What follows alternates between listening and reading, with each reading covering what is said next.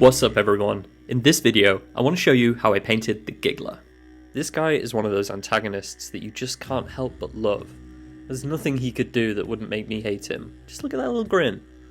Sure, he might literally make you laugh yourself to death, but that's all part of his charm.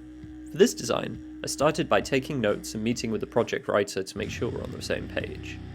I make a thumbnail with my favourite method of painting, getting a chunky shape brush and going to town with shapes and 3 values. This character is a monster in the world of Vynestra, a Roman-themed D&D campaign being written by Giles Penfold. The Giggler is a really horrible dude. He uses his enchanted staff, the Giggle Stick, to force his target to laugh. This might sound harmless, but if you think about it for a moment, it suddenly becomes one of the most horrible things I can think of. Being forced to laugh until it hurts, until you physically can't move. He is a greedy pig though, so he's more likely to use his power to make you get him bread and wine, rather than torture you needlessly. But that might change if your offerings aren't enough. With this in mind, I wanted to play with shapes that show his round-turned body and his tattered riches. To tell the story of the Giggle Stick, I also included a minion cackling on his shoulder, while another holds a light up so he can see his evil grin. You might be able to tell what I referenced for the Giggle Stick if you've ever played Elden Ring.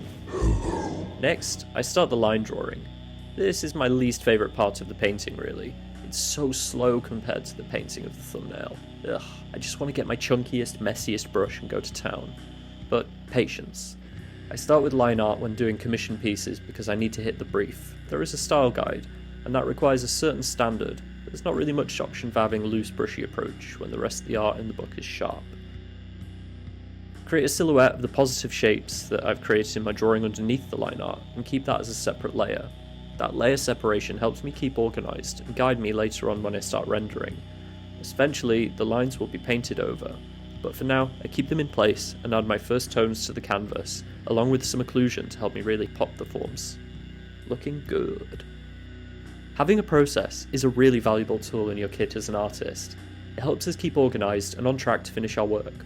Without a picture of what the next step in the journey is, it's easy to feel overwhelmed and get lost in the rabbit hole of zooming in chasing details. If you have that loose process that you know works, it's a fantastic support. But, a word of caution. Having that support system is only there to fall back on. It shouldn't ever get in the way of exploration or stifle your creativity. I'll hit on that a little later. Now that I have a good base to work from, I start the long process of rendering. It's a big part of creating detailed characters when there are so many elements that you want to show. So I grab a cup of coffee, put some good music on, and lose myself in the process. I often find that time can slip so fast when I'm in rendering mode. That can be a problem, so to keep my eyes fresh, it's good to flip the canvas now and then, stay zoomed out so I don't overwork some small area of detail. The places I want to make sure I spend my time are the hands, the face, and any specific focal points like the Giggle Stick or the shoulder goblins. Adding a quick colour overlay now and then also helps me almost see into the future, so that I can think about the colours later on. This process of line art, value, rendering, and colouring is pretty common. It's a logical step-by-step process, almost, to creating good character art. But be warned, this is not painting by numbers. You can't expect to learn the steps and suddenly make amazing work. It may help at first, but that mindset of strict rule following will get you into trouble. Creatives often say that they like boundaries because they constrain the infinite possibilities available. But if that process is getting in your way, modify it or throw it away, because the art is the point, not how you get there. Now we're in the colours, and you can see how it's coming together. The colours I chose for this guy are pretty obvious, green for his skin, and purples and golds to show his status off. I do these colours on an adjustment layer over the top of the black and white painting. Using the clipping mask function in Procreate also helps speed things up since I can't paint outside the silhouette too. This helps me stay flexible even so late in the process. If I decide a colour isn't working, then hell, I'll throw it out. I can also easily glaze over the colours without impacting the values underneath to create a nice cohesive colour scheme.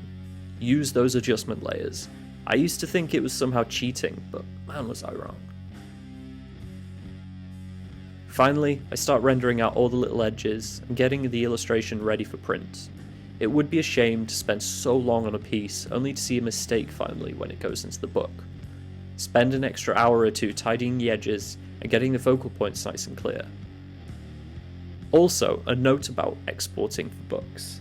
If you're going to be doing illustrations for books, make sure to send your client an RGB and a CYMK version. The CYMK version is so crucial for print. I forgot last time and sent a file off to my client, and he printed it in RGB and it was so dark and washed out I couldn't make out the art I'd done, and it was one of my best pieces, so it kinda bummed me out. Thanks for watching. I hope you enjoyed this video. If you did, make sure to give it a like and even subscribe. Every single one gives me a warm, fuzzy feeling. If you really enjoyed it and would like behind the scenes access to all my latest work, brush sets, and early videos, maybe consider becoming a patron. There's a link for that in the description. Thanks again, Ed.